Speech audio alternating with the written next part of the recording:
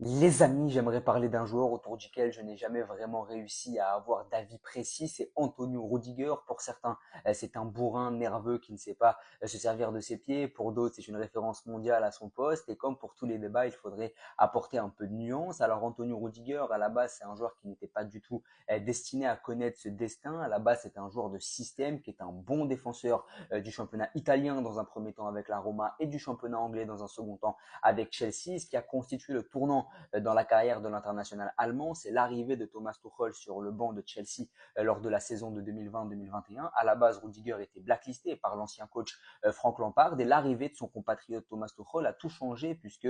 Tuchel, en arrivant du côté de Stamford Bridge, il a recomposé cette défense londonienne avec cette défense à 3 et ça a permis à Rudiger de l'intégrer et de devenir un bon joueur de système à tel point que Chelsea était arrivé à gagner la Ligue des Champions, ce qui a fait d'Antonio Rudiger un champion d'Europe, ce qui est assez surprenant parce qu'encore une fois, Rudiger à la base c'est un défenseur qui était bon du côté de la Roma, qui a été acheté à prix d'or par Chelsea, comme beaucoup de centraux mid ont pu être achetés par des gros clubs anglais à prix d'or, mais ça a vraiment donné une autre allure à Antonio Rudiger, l'arrivée de Thomas Tuchel et le fait d'avoir gagné la Ligue des Champions à tel point que le Real Madrid l'a pris libre de tout contrat lors de l'été 2023 et du coup depuis son arrivée du côté de la Casablanca, il doit s'adapter à un nouveau système qui est une défense à 4. À la base, Rudiger c'est un genre de système qui n'évolue que dans une défense à 3 ou en tout cas majoritairement. Et avec la sélection allemande ou avec le Real Madrid, systématiquement, il évolue dans cette défense à 4. Il a pu se montrer très intéressant, notamment la saison dernière avec le Real, puisque la Casablanca a remporté la Ligue des Champions, mais même avec l'Allemagne, où il est devenu l'un des principaux leaders de cette